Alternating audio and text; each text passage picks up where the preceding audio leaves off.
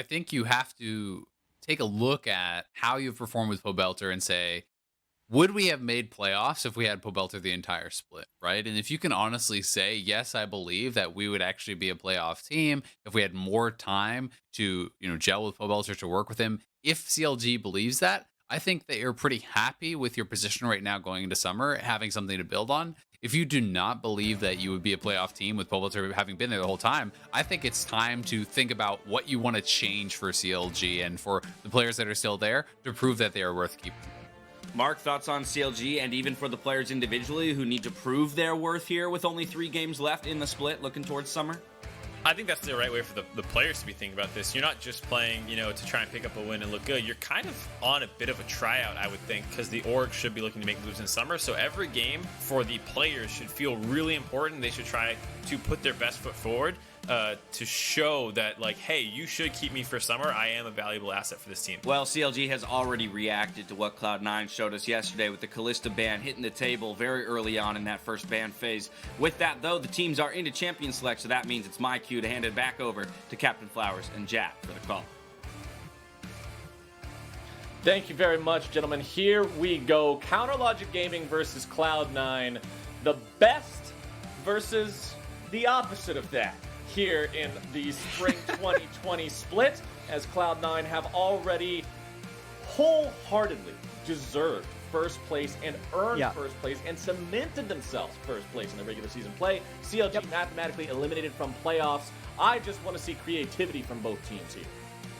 I think so. I mean, you can see already that Dash pointed out the Kalista ban. You can see the Karthus ban, which is something Wiggily played yesterday. Didn't look good, but I think is still a valuable pick for a lot of teams. And like we say best versus worst, but I actually think if CLG had had Pobelter from the start of the split, they wouldn't be the worst team. I think they'd actually be competing for a playoff spot. So I think Cloud9 has the right mindset in these last 2 weeks, at least after looking at what they did yesterday against 100 Thieves, where they're just going to expand their champion pools, but they're going to keep competing at a very high level, because if they can maintain that level, they got the split in the bag. I think literally everyone, even people with CLG in their nicknames in Twitch chat, would be surprised if CLG pulled off a win against Cloud9 here. The way Cloud9 has been playing and the way CLG has been playing so far this split. Obviously, things have gotten better with Pobelter, but it just seems the entire split, like Cloud9 is on another level. And the way that I've likened it to throughout this whole split, whenever I've talked with people about it, is it feels like watching a main region team play against emerging region teams at an international event. Cloud9 just seems like they understand League of Legends and play League of Legends so much better than the other 9 teams in the LCS that it's not even close. And TSM finally broke that armor. They finally were like, okay, they can bleed. But they're still 14-1, and they are still the scariest team in this league. Totally agree. And a little bit of a switch up in draft here. You can see jungler picked in first rotation. Not a lot of people are doing that. And Blaber continues to have one of the smallest list of champions played in the LCS this split, only at 4 unique champions. It's his 6th Gragas game to go with 7 Lee Sin, 2 Elise, and 1 Pantheon. So Cloud9 has an engine that works when Blaber is on Gragas, and the Aurelia being picked up this early, probably empowered a little bit by the Blade of the Ruined King buffs, I think it's going to be a flex pick that follows this Rumble around. So kind of matching a flex solo laner with a flex solo laner. I like it. And as the bans are coming through in the second half here, it's Sejuani and Renekton banned out by C9. They don't want Wiggily to be on that massive frontline meatball of a Sejuani. And CLG, they're targeting things that can keep Aphelios safe, it appears, as Thresh will be banned away. They've already drafted the TK for themselves, so that's effectively eliminated from Cloud9. Let's see what the last one will go to. Are they trying to prevent something like a Braum? Are they trying to prevent other defensive options? Or will they pivot away? No, the Ornn. They want to stop C9 from picking that up. I mean, I think Braum is the pick if you're drafting for an Aphelios. It works well against Varus, which might end up being lethality. We've seen so much lethality Varus this week. When we've seen it, I think it's only been lethality Varus. Or do we get barred? Apparently we just get barred. I like how you're using logic and reasoning to pick out the champion that lines up to the situation most properly for both the enemy picks and the ally picks. but instead we get Meep noises. Bard. We get noises and meeps and chimes. So, I think Bard is actually good. Okay. Yeah. Azael talked about this on the dive. He's been spamming a bunch of Guardian Bard.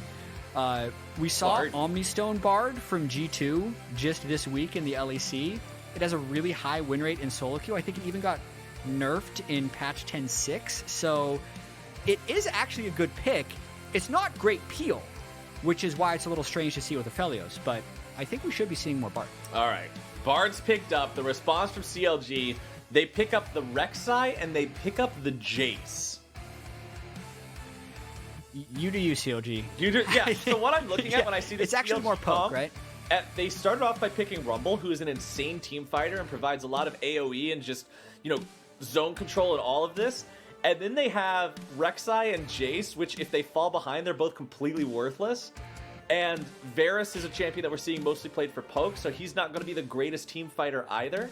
So the CLG draft just kind of seems helter-skelter to me. Yasuo, the final pick here for Cloud9. Once again, bringing the Gragas-Yasuo combo to the table. We saw them play this yesterday. A big combo coming out from those two specifically is what ended the game, and they're going to put some more practice on it here today as well.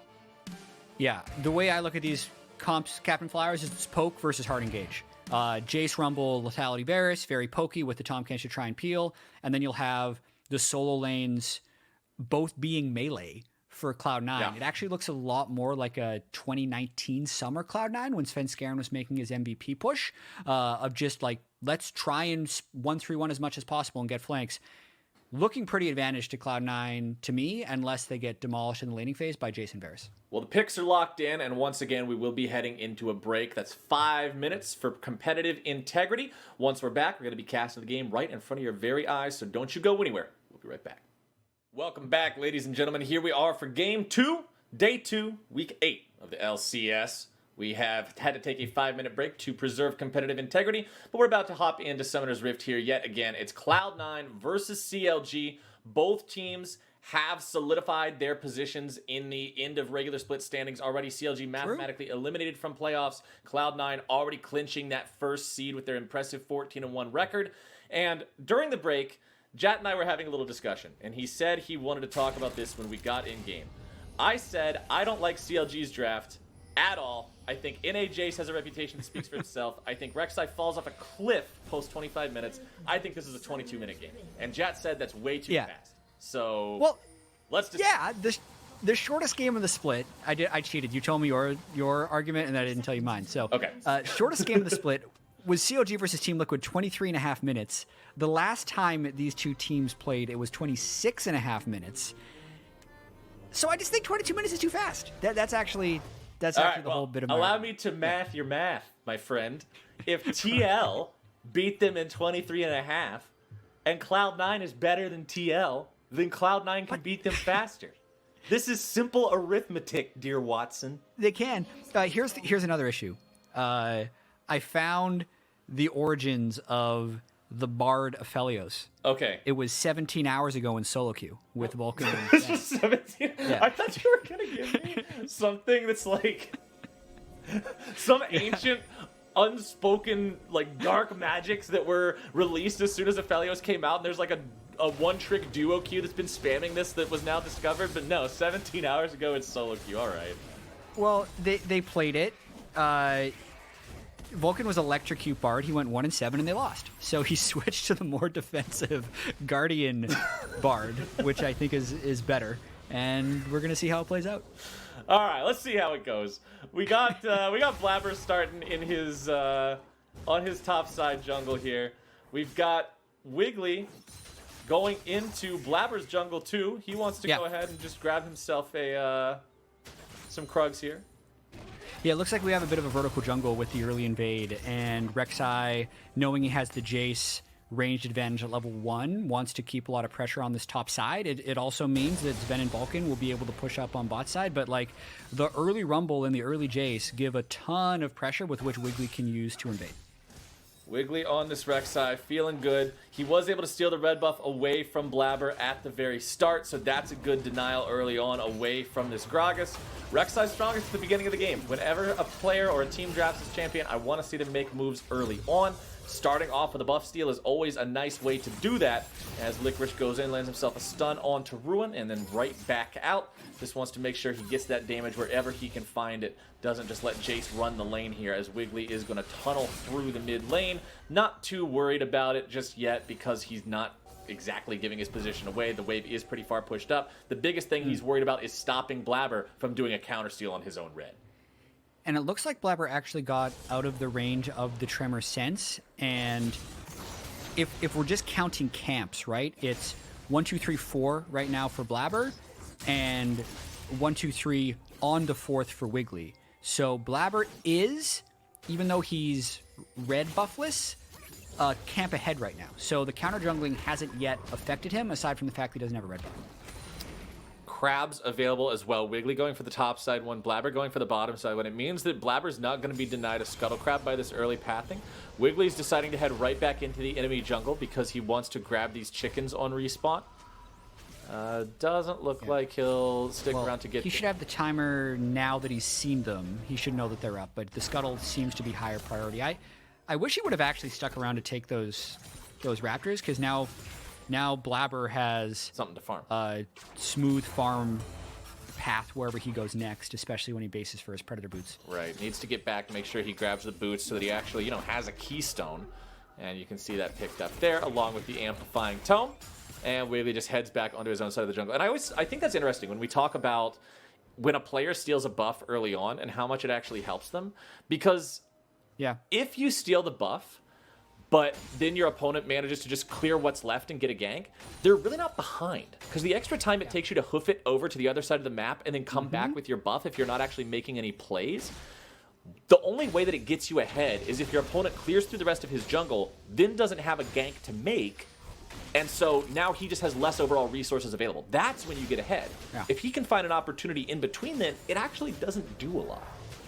Yeah, I still need to do more testing on this, as it looks like Ruin's just trying to shove this into turret. Hopefully we don't miss the first gank of the game, but I've been doing a few jungle paths that are like skipping my buffs on the first route. I don't necessarily know if it would be pro-viable because they're way too good at tracking junglers, but when the small camps have respawns of 120 seconds, which is just so fast, being able to cycle those can actually get you to level 6 before the other jungler, who's spending time in between his, I call it cycling, just going back to base and kind of farming camps on respawn. Right. If your second clear is going to be faster after your first base, if you can pick up the second jungle item component. So I've had a few routes that are like, I'll do like Wolves, Raptors, Krugs base. Then I'm level 3, I can buy my second jungle component, get a control ward, and then I'm there for the spawn of Scuttle. I don't have any buffs, so my combat power is lower. Right. But once I do clear my jungle a second time, I'm significantly ahead of the other guy in experience. So that's just kind of an example of why getting 3 buffed doesn't really matter if you're not going to be doing PvP at all anyway. As you can see now, Blaber is 11 CS up and a level on Wiggily. Yeah, that's the thing that I was most curious about in this was the Scuttle Crabs, right? Because without the buffs, you do lose the power to contest for those. So if the guy shows up at the same crab that you're at, you lose it. Now, granted, in solo queue, most of the time, everybody paths from bottom side to top side because bot side's more willing to leash you. So if you just go for the bottom side crab 4 out of 5 times, you're going to be fine anyway just by flipping that coin that way. But Cloud9 are now going to grab themselves an Infernal Drake. They'll pick up this nice early objective. Nobody's going for any kills just yet, so this will be the first thing really on the board to separate the teams here, and that's secured by contest.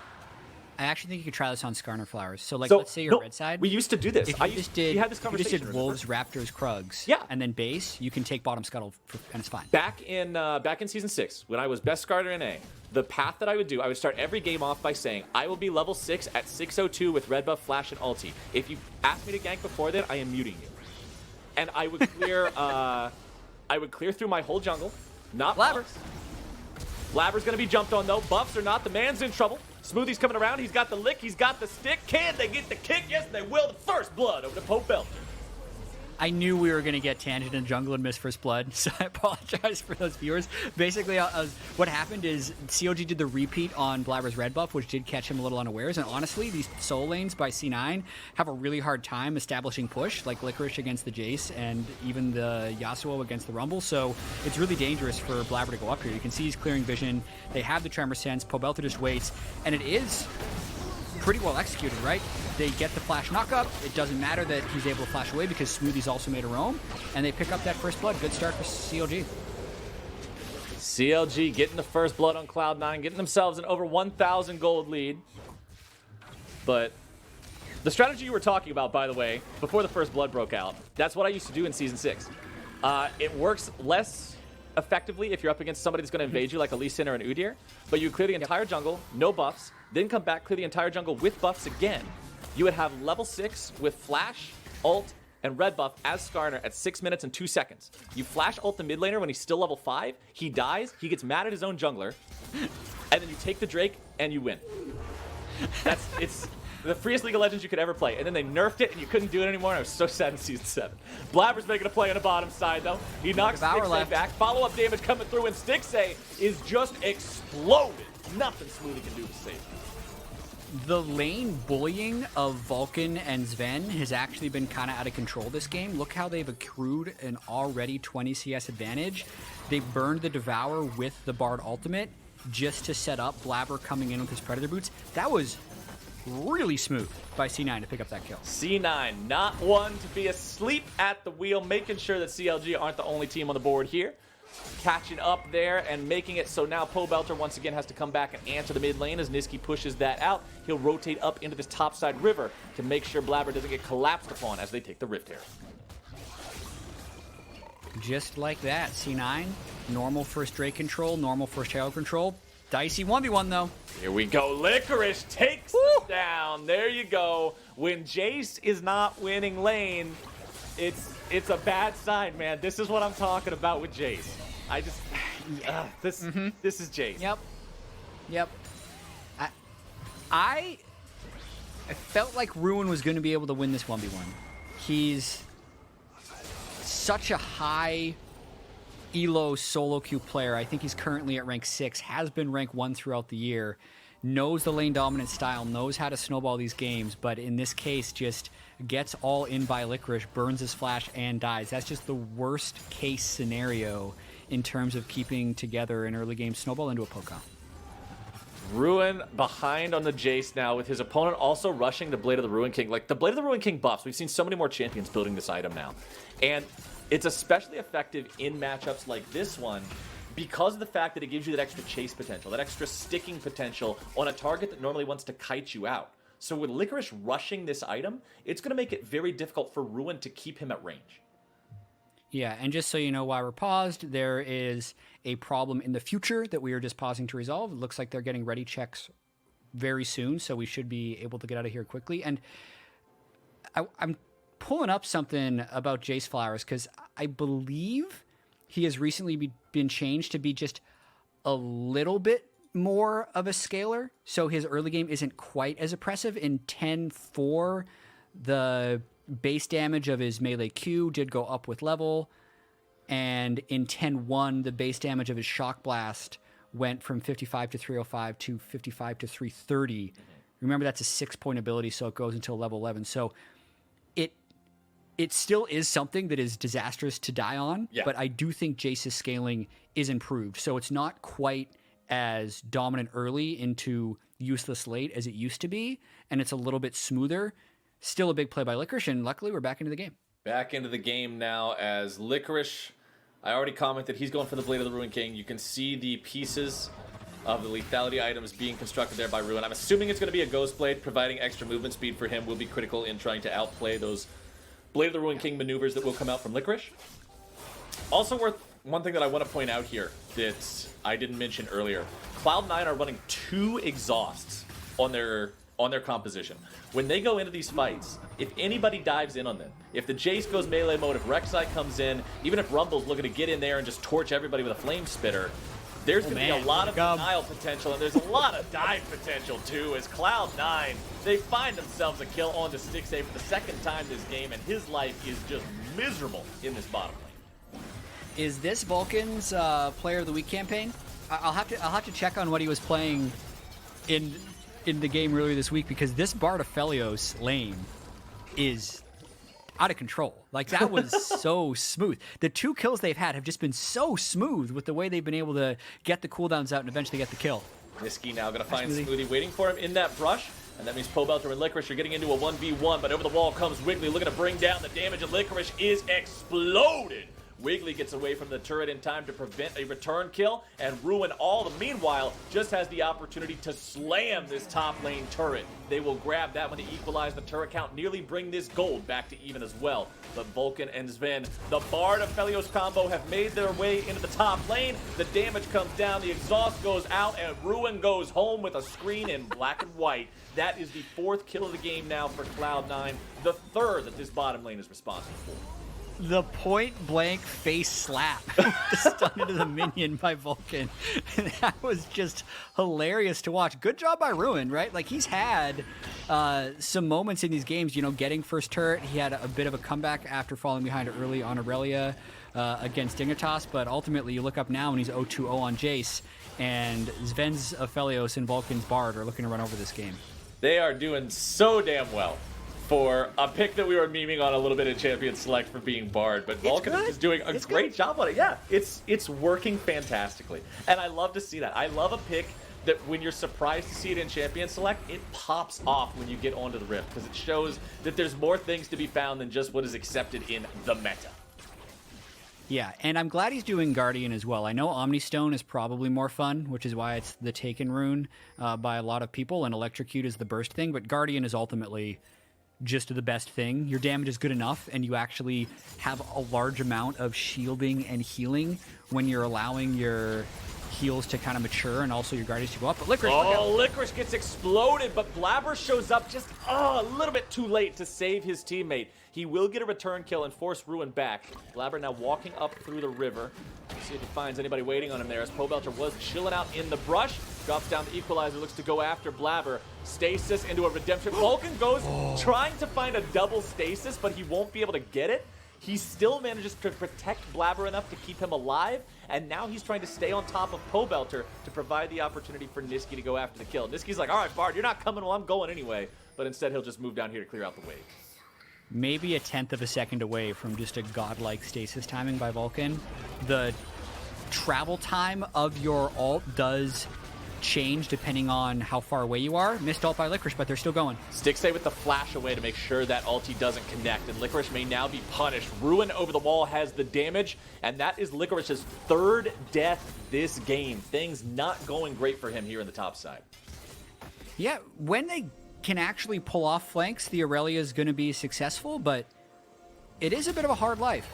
Laning up against Jace for most of the early game, you can see his CS has fallen a little bit behind, and it's been a little bit of an off game for him. I mean, for as dominant as Cloud9 is, I think yesterday was Blaber's off game. Yeah. At one point he was 0-3-1 or something. There was a lot of deaths for him yesterday. And it might be Licorice's off game right now. I mean, better to get him out of your system now than when playoffs start up, but we'll see if he can clean it up here a little bit. Still working towards that Blade of the Rune King. Has the Ninja Tabby in inventory. Very effective item against a Jace Rek'Sai combo, as the two champions you're going to be dealing with the most coming after you. Looking at the rest of the Cloud9 score lines, you've still got 2-0-1, the best score line for Zven here on the Aphelios. Has the Essence Reaver completed, working on that second item next. Across the board, Stixxay does have Yumu's Ghostblade plus the second Serrated Dirk in inventory, but he is lagging a bit behind in CS, and of course doesn't have the same kill money that his opponent possesses either. Next Drake is coming up in a little bit over 2 minutes. Cloud9 have secured the first 2 for themselves. And remember, it's Cloud Drake, which I think is the, or Cloud Soul, I should say, which I think is the one that has the most variance between champions for how much you should get out of it. And Aphelios can get some good use out of it. Bard can get, honestly, everybody on the Cloud9 squad can get some good use out of it. You don't have any champions that are going to be rooting themselves as they all. Yeah, if CLG gets control of the game back and they're able to get it on Rumble, it's actually pretty devastating to Equalizer and then zoom to finish up burning people. High-speed flamethrower. It is interesting here, though, that CLG actually wrestled control of Rift Herald. It's really rare that C9 gives over any objectives, but the trade was actually to give Licorice a bunch of free farm on the bottom side, which for them, since he's one of their core initiators, probably worth it, as long as they're able to step up and contest the Rift Herald usage of CLG. Yeah. Ruin forced to flash away there. Vulcan goes for the ulti to set up the pick, but nice summoner spell usage will deny that. And the point about Licorice is interesting too, because when we're talking about the new age builds with Blade of the Ruin King, remember they make you strong in a duel because lifesteal is very effective at combating damage over time. But in a team fight scenario where you can be instantly blown up by 5 people, not having the health of a Trinity Force does make you more squishy, more susceptible to that instant burst. So Licorice does need to make sure that he's not falling too far behind the general curve of the game in terms of his stat line, as the Rift Herald is summoned up here in the mid lane. This turret won't die from just a charge, so they will need a little bit follow-up damage here from Shelly. Takes it down to 20% HP or so, but that's all they'll get. Yeah, pretty useless Rift, all things considered, not even breaking up mid, with Drake up in 43 seconds as well, so they can't even use the defense as a means to get to the Drake. Luckily, though, they haven't used Rumble Ultimate or Varus Ultimate. That's going to be CLG's big opportunity with this Cloud Drake spawning in 30 seconds. It might even be something that C9 just concedes. Kind of in a weird state in the game right now where Pobelter's Rumble is powered up, and I think C9's a little bit worried about trying to force this melee pile on top of a Rumble team because they might just get wiped. He's got the double spell penetration. He's got the Haunting Guys working towards the Leandry's Torment to add the extra burn on top of the burn he's already doing. He's not in a bad spot at all. Pobelter, the savior of CLG here in 2020, trying to put yet another one on his back as CLG move towards that Drake. Again, the whole thing of Drake's, the first 2 don't really matter. It's all about getting the third one because it gives you the win condition, and then the fourth one, of course, is the win condition. But Cloud9 are now coming in, and they are looking to contest it. Wiggily still staying in the pit just to make sure Blaber's not able to swoop in and steal it away, but that is exactly what's going to happen here and now. Licorice over the ball looking for the damage onto Pobelter, who's gobbled up there by Smoothie and kept safe. Cloud9 still continuing to look for a little bit more. Knockup comes through for Nisqy, but it's only onto Smoothie. He doesn't want to jump in and take that one since Wind Wall was already spent. Blaber's going to continue to chase forward, removing Ruin from the equation, chasing him back off towards the chickens, and C9 will bring themselves to Soul Point. Wow. That is not how I expected that to play out. Not at all. No one dying, and the Cloud Drake just being given away by CLG. They were in position. They have the Rumble. They have the Varus. They're the ones that want to fight in the pit. It just seemed like they had no idea how to respond to the Bard ult, and they let Blaber just kind of walk into the pit. I mean, Wiggily... Stop Watchless Gragas and take it for free. Wiggily tried to hang around to smite fight it, but when Cloud9 just waltzed in and all of a sudden had control, he had no choice but to bail, right? Yeah. That's how it plays out. I mean, I wanted to double back on one of your points about Blade of the Ruin King because I do think it's pretty interesting how not only are they good for side lane duels, they have diminished effectiveness in team fights because it's current health damage. Yeah. So once everyone's low, they don't have finishing power, but hello. Pobelter found out here in the top lane, almost bursted down. There we go. Nisqy's now trying to survive, but he won't be able to do it, and Blaber could be punished as well. Vulcan shows up, a very nice Bard ulti onto 2 of the 3, as Blaber's still going to be chased down by Stixxay. Zven has showed up. Can the bottom lane of C9 2v3 this? The exhaust finds its way onto Zven. Smoothie's going to use the Devour to keep Stixxay safe. Piercing arrow gets shot off, and Zven and Vulcan fall back. It's a 1-for-2. Cloud9 lose out on that trade. Yeah, the Tom Kench was really timely there from CLG, and it's kind of looking like the Cloud Soul is going to be a necessary part of C9's win condition here. How's that 22-minute win? Look at Captain Flower. All right, yeah. Yuck it up. Your results-based analysis is not welcome here. Yes, I have much practice in this art. Well, all right. I will concede you were the better predictor here today, my friend. I don't see any world where this ends in 2 minutes at this point in time. CLG have actually done quite a good job of keeping pace with Cloud9 here. 20 minutes into the game, less than 1,000 gold behind the #1 team in the LCS. They got 2 turrets compared to Cloud9's 3. The big concern is that win condition Dragon Soul. coming up in 2.5 minutes. Not quite an Ocean Soul, but still a permanent buff. It's going to add a lot of punch to this squad. Pobelter caught out yet again. This guy is the man that you got to look out for. This guy's the one that's keeping the team alive. He's the one who's going to get away. And Nisqy gets too aggressive and is punished. CLG collapse. Protect the president. Secret Service style. They get Pob out. And the equalizer just shredded C9 as they moved in. The big thing there was Smoothie got the Devour off at basically the last possible second. And CLG, if you don't look at the Drakes, which are still a very, very important part of this game, are looking competitive here. And dude, how good has Pobelter been? Just, it does feel like when they win, it's often just Pobelter putting on the big backpack and taking them to victory. I actually think that if they had him from the start of the split, they would be in contention for playoffs. So by no means is CLG a free win for these teams that have to play them in the last 3 games of the split. And C9, they have to find a flank. Like, the fact that they haven't been able to get behind CLG to actually get onto the carries and instead are trying these face-forward initiations that get gobbled up by Tom Kench makes it really, really hard for them. Pobelter, it's hard to believe the guy wasn't on any team at the start of the split. Yeah. If there was ever an argument for him to make, he doesn't have to say a word. All he has to do is just link the VODs of the games that he's carried CLG and the performances that he's had on this team since being picked up by them in this second half of 2020. His performance speaks for itself. And it's really fun to see him do what he's been doing and try to just breathe life back into this team. Yes, it's too late for playoffs, but what Isaac was talking about on the analyst desk at the before this started, where he said this team should reflect and think on, if they had Pobelter the entire time, would they be good enough to make playoffs? And if so, you have something to build from. They have a building block to work from now that is Pobelter. Whether or not you change the rest of the pieces, that's a different conversation, but this man has been showing. All right, here comes Dragon Soul. CLG's got to fight this one. Bardal does have a chance to delay, but like again, C9 has no flank position. It's difficult for them to go straight forward. Oh, Bardal misses, and that is CLG happy to see one of those big cooldowns expended for nothing. Now can they do anything with it? They are down less than 1,000 gold, so it's not like Cloud9 has a commanding lead here, but they do have control over the pit. Blaber takes a pretty big hit there. Nisqy not going to find anything with this knock-up. Turret is laid down by Zven. Equalizer comes through, and CLG have taken control of the river here for now.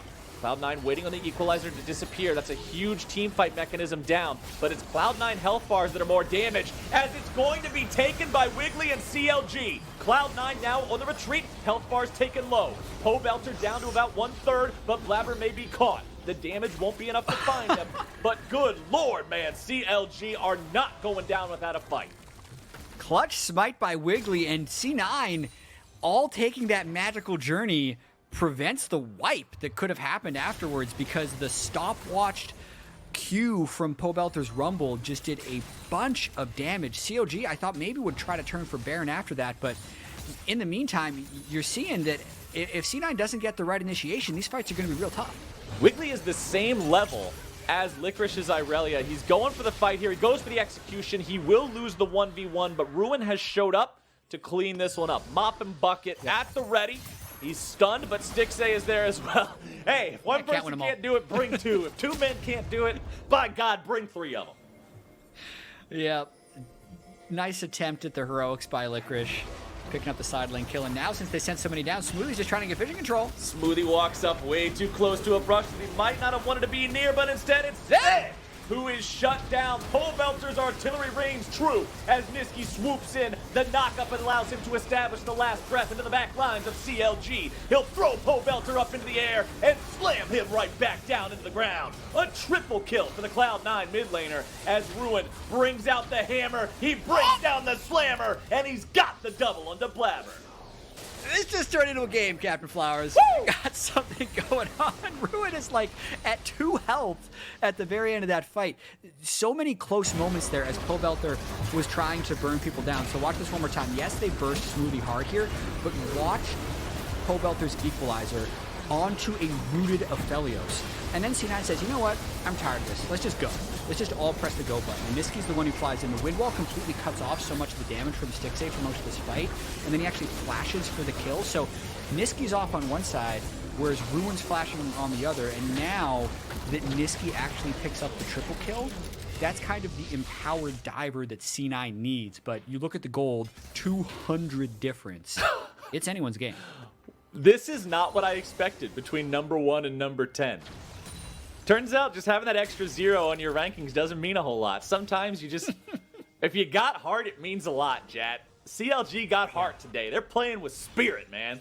And they are in a spot where they're taking it to Cloud9. They're putting up a great fight. Pobelter is putting the equalizers right where they need to be in team fight after team fight. And now Nisqy is going to be jumped on by Smoothie and Stixxay. That equalizer comes down here yet again. Nisqy's going to take the knockup, looking to make the outplay. He's going to buy himself a little bit more time as Blaber's taken incredibly low, taken down. Wiggily looking to grab some more damage here on a Nisqy, and the counter has arrived.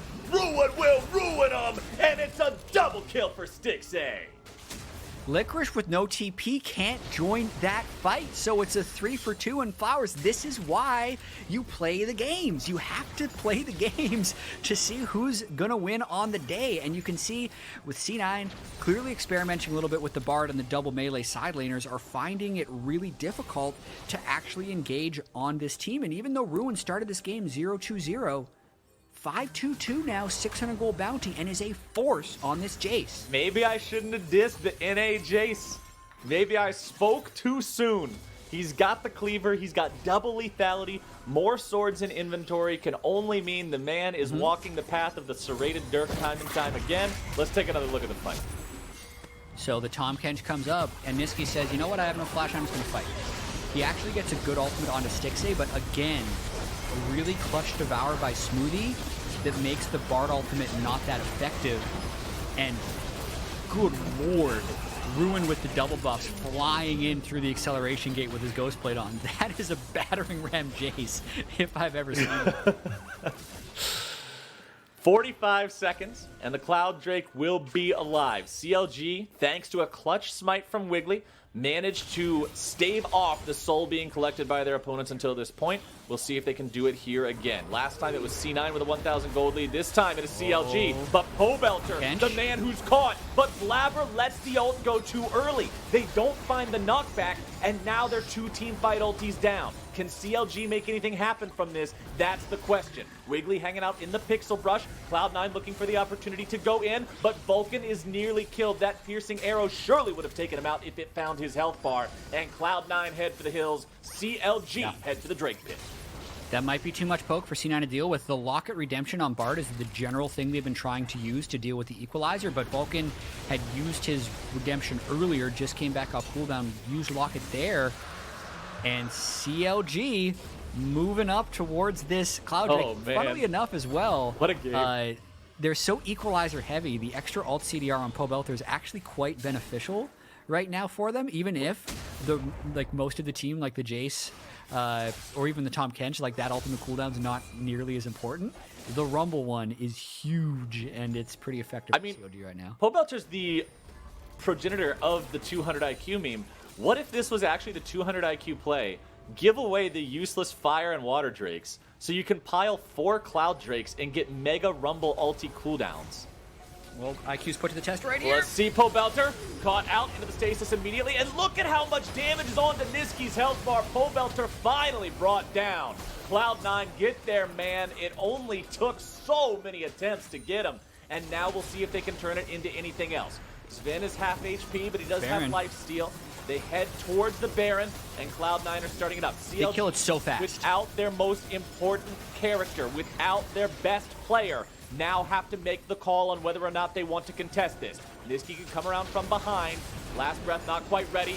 He's caught out, trying to defend himself a little bit longer. Dashing in, slashing around, still looking to find the outplay, still looking to find the moves and the kill. Wiggily goes for the 1v1 against Licorice, but once again, he's not able to find it. Cloud9 now looking to find some more kills onto Stixxay. Smoothie ruin the rest of CLG. Everybody's running, but Cloud9 is gunning, and they are trying to find the outplays here as Vulcan slaps him right in the face with a meat and grabs the kill. Oh, Ruin was so close to turning that fight around at the end, but it really did all start with the pick onto Pobelter and a perfect wind wall by Nisqy to stop the retaliation. Then just the whole rest of that fight is the chaos that the C9 comp needs to succeed in. The Yasuo Aurelia just needs space to operate, and they actually had that as the chaos erupted around Baron. So C9 actually kind of had their first good play in the last 10 or 12 minutes. C9 with purple on not everyone, but critically a couple members, and a massive swing in gold where CLG was up by about 1,000. Now C9 commanding a 3k gold lead over their opponents. We'll see what they can do with it, what they can push down. There's still 2 turrets left standing outside the base of CLG. Those tier 2s in mid and top lane, you just saw CLG pings come out on those, meaning they're prepared for a Cloud9 attack. Oh man, look at these items though.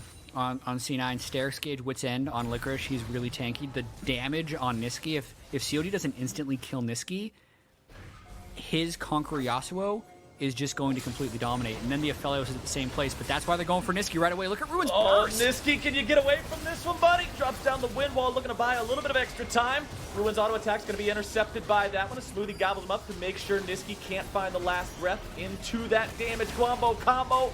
And Ruin will grab the credit for shutting Nisqy down. That is one Cloud9 player as a picture, and it means that this Baron push is going to be slowed down here. Not before they manage to claim those 2 tier 2 turrets, though. Cloud9 grabbing that in exchange for their mid laner. Still 40 seconds before Nisqy's back alive with only 1 minute left on the Baron power play. You have to think C9 won't get too much more out of this. Okay, so Captain Flowers, we saw the Team Liquid Golden Guardians 42-minute let's only fight around Drake's game. That looked a lot like an LCK game. Yeah. This one's looking a lot like an LPL game, if I'm going to be completely honest here, where every team is just willing to throw down. And even that last play by C9 with Nisqy and Blaber bottom lane, the team picked up 2 turrets off of it. The Baron power play isn't amazing, but it's still decently gold positive. So we still have so much game to play. Oh, we do. Even after the 0-2 start, and we've talked a lot about Pobelter for his equalizers, my eyes are on Ruin. His Jace and his melee form Jace. What you're doing with melee form Jace is basically you use your range W, which is the 3 really quick auto attacks, but you don't actually hit the autos. You swap in a melee form, use your buff to the skies, and that's how he's been dueling Nisqy, because then he's immune to the wind wall and still able to get a large amount of burst off because of his 3 melee kind of pre-stocked machine gun auto attacks. So really important to keep your eyes on Ruin in this next fight to see if he's the one that can deliver the killing blow onto Nisqy. And I like the point that you made about LCK versus LPL, because the last game we were averaging less than 1 kill every 3 minutes. This game, we're averaging more than 1 kill every minute. So the LCS has got it all, Flowers. It's every range of League of Legends game.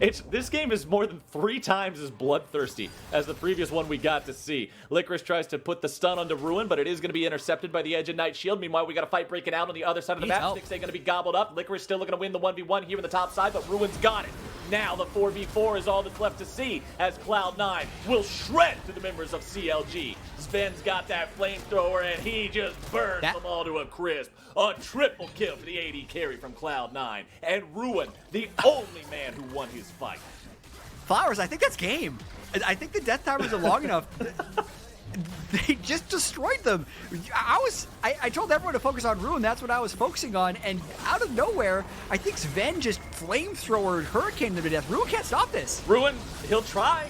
I mean, he's got a Guardian Angel. He got a couple of stasises out. I don't know if those were BM stasises or real stasises, but either way, Cloud9, they won themselves a team fight. In the blink of an eye, you snap your fingers, and half the players on the map disappear. Cloud9 add another win to their column.